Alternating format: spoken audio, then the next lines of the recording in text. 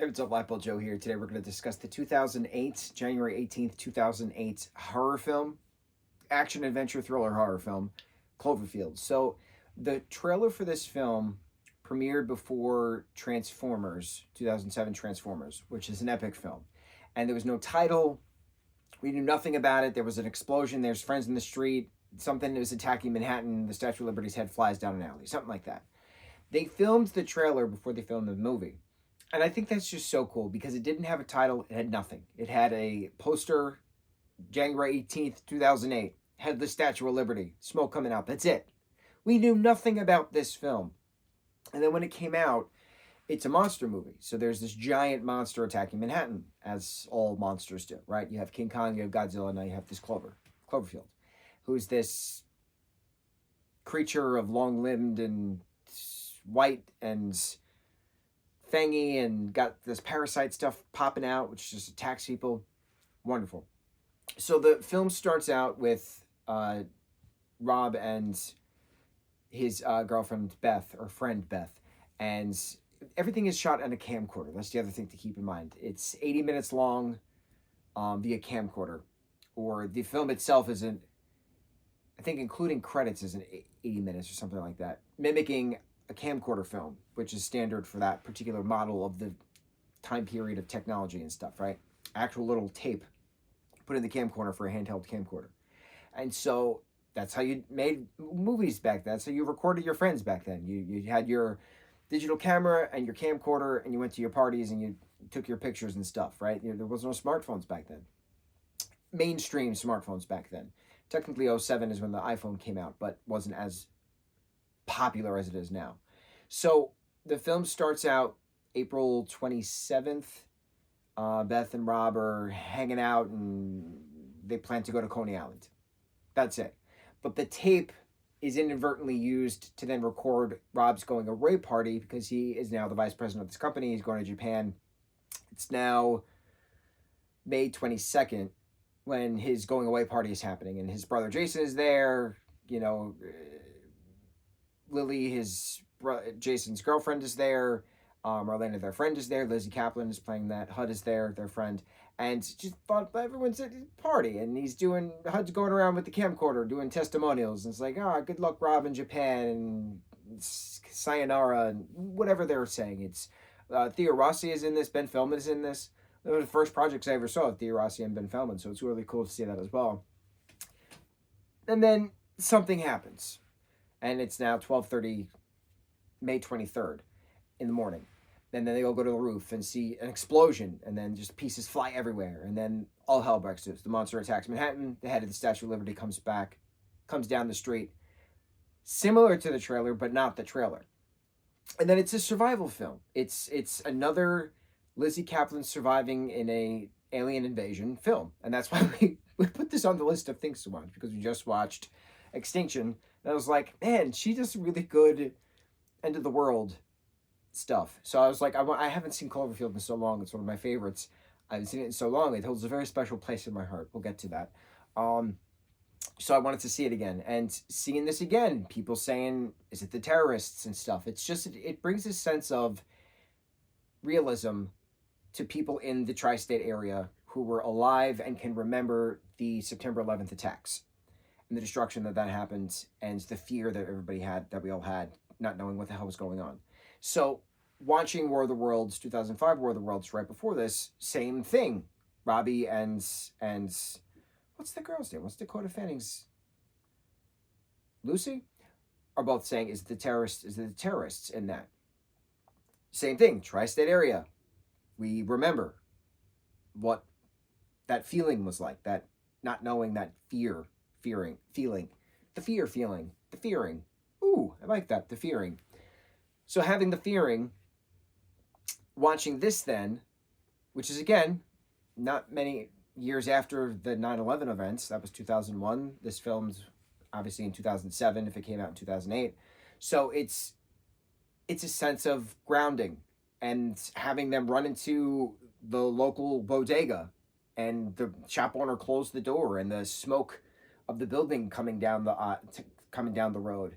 We've seen shot for shot of that in various, filming of people escaping the buildings collapsing on 9/11 in Lower Manhattan. So we've seen that. That's a shot for shot. It's too real to be. It's very real. It's a grounded, real fear, and this film does fear very well. You have no idea what's going to happen next. What the hell's up with these parasites? Why does people explode when they get bit? Why do they literally explode from the inside when they get bit? What's this monster's purpose? How is it here? Why is it here? How do you survive? How do you get off Manhattan? The Brooklyn Bridge collapses. It's a whole thing. Rob has to tell his mom his brother died. That was a still a heartbreaking scene. I still get choked up. All these years later, 17 years later, I still get choked up. It's hard. It's hard watching it. 17 years later. Tunnels chasing, department store chasing, trying to get Beth out of her slanted building and trying to escape on a helicopter, and then getting bitten by the monster as well, and mass explosions in Central Park. The point of this film is that it was found footage. It's all handheld camera footage.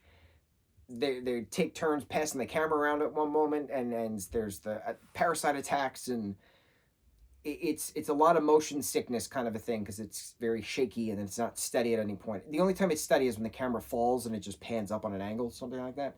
That's really it. So a lot of the times the actors actually were filming their own scenes, and that's pretty cool. It's another grounding sense to it. This was a film that I actually hated when I first saw it. I hated it when I first saw it. And I remember, I think it was like the weekend after, because I was so excited to see it, because I had no idea what the hell it was about, because there was no title. The movie had nothing to do with the trailer, because the trailer wasn't actually part of the movie. It was like an ad, basically, of like, hey, this is what the movie can be, but it's not actually scenes from the movie. And then, like, you watch it with your friends, and you're like, what in the hell monster film was this? I got so dizzy. I got so dizzy watching it, because I didn't know it was going to be found footage the entire time. And then I was just so pissed. I was like, why would they do that? Why would they do this? And the more I kept talking about it, the week after I saw it, I continued to talk about it. That next weekend, my brother, my dad, and I went to some like hunting exposition or something like that, expo at Nassau Coliseum, when it was Nassau Coliseum. I don't even know what it's named anymore. But in the basement of the Coliseum, they would have the expos. I went to there was a camping expo, there was a hunting expo. We went to all like the nature expos. I don't know why, but I remember walking the rounds, if you will, getting a pretzel, seeing all the taxidermy things. Like, I remember all that moment, talking constantly for hours with my dad and my brother about this film and how I couldn't stand the film and why would they do this and why would they do that. And at one point I said, this might actually be an amazing film, because I can't stop talking about it. And the more I talked about it, the more I realized how incredible this film is. This is a conversation film. It gets you thinking. What if this happens? What if they did that? How the hell did they get from point A to point B? How did they climb 34 floors, get to the slanted roof, and then walk diagonally to get down to Beth's apartment, rip her off the rebar, patch her up, and get her back? I still things keep happening. Why did Clover the monster pick up Hud at the end and fling him around like a chew toy? So then there's theories. What's the little thing flying into the ocean at the end? When the film splices back to the April 27th when they're at Coney Island. Was that a satellite debris that awakens the sea monster that happens to be Clover, and he's now this newly hatched baby monster who's just exploring his surroundings? And why is everybody being mean to him? Because he's a baby? There's just so many theories to this. So many theories to this. And then as the years progress and we have other Cloverfield projects come out, Cloverfield Lane and Cloverfield Paradox, something like that, it's more of a riff in the space-time continuum, and there's a different dimension and things, which we'll get to. But back then in 2008, we didn't have any of this stuff that we have now. Lucky kids. We had to form our own theories. And I had two friends working at my local record store, or was it a FYE at that point? Might have been an FYE at that point. It changed over. It was called Coconuts, and then it was changed to FYE, and none of it exists anymore. So the girls that worked there, they had saved the cardboard display for the DVD when that was released. however many months after that. We were seniors in high school at this point. We graduated in 2008, June of 2008. So my senior year of high school was a whirlwind adventure of acting in general, many production after production. But Cloverfield was a big part of that. Cloverfield and High School Musical continuing on was a big part of that. So I still have the cardboard display of the DVD setup folded neatly behind my couch currently, right over there, my left, your right. One of these days I'll put it back up. And I used to actually use it as a shelf.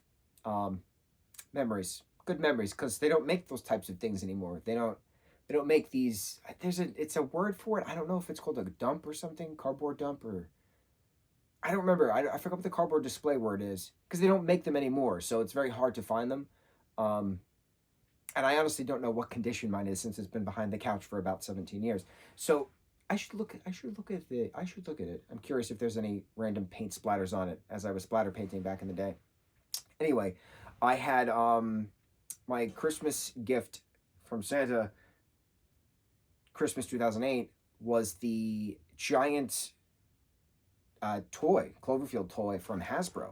They made a giant monster figure with all little parasites and interchangeable head and a little Statue of Liberty head, and you have this like Manhattan playset. And it's worth a lot of money now. And I'm missing maybe like 3 parasites out of the 12 that they gave us or something like that. And I actively used it for like pictures and stuff. And I was like so happy. I still am so happy that I have that, because it's an amazing set. He would scream, and he's just very disturbing looking, very well made too.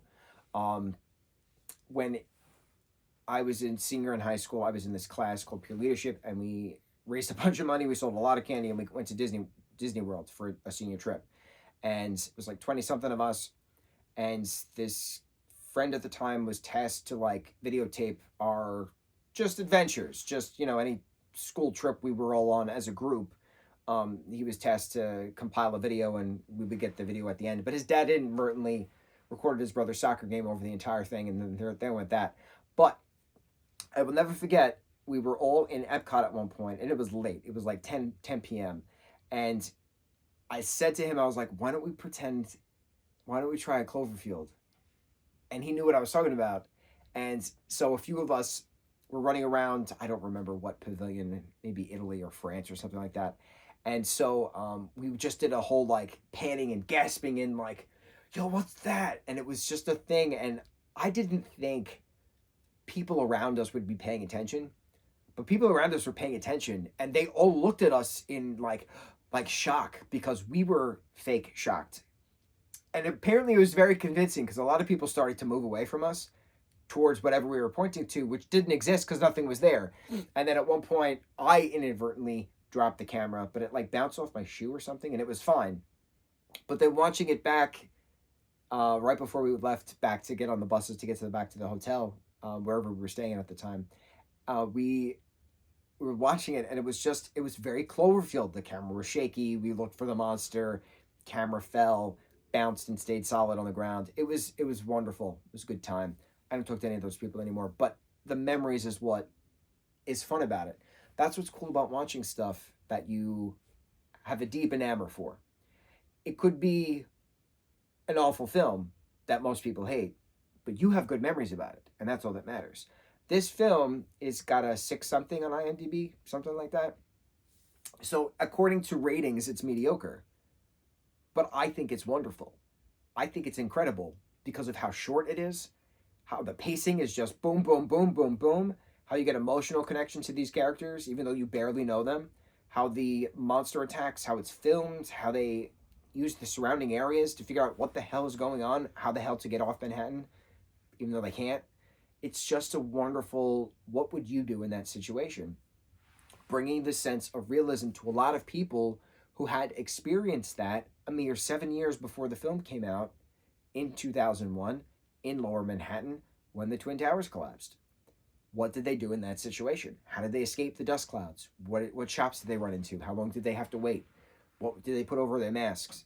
Did they put a mask over their face? Did they just go like this and try to get as much dust out as they possibly could? What do you do in that situation? When you're brought with a life and death situation, fight or flight moment, what do you do? And that's what's cool about this film, because it's a lot of what do we have in our surroundings? What can we use? Okay, well, there's an axe on the wall. I'm going to take the axe and I'm going to smash this parasite in the face. Things, right? It's very interesting. It's very interesting. Fight or Flight is interesting. This is a great conversation film for Fight or Flight. Great memories I have with this film. Happy almost... What is this? I'm currently recording this January 16th. So 2 days from now will be the 17th anniversary of this film. Woo! Wild. Wild, wild, wild. We're going to watch the other Cloverfield films. Pay attention, because I've only seen them once. Because they're not as good as this one. But we're gonna try to piece together the pieces and what's related to what and what dimension opens to where and things like that, right? So Cloverfield 2008, wonderful film. On to the next review. Mucho mahalo.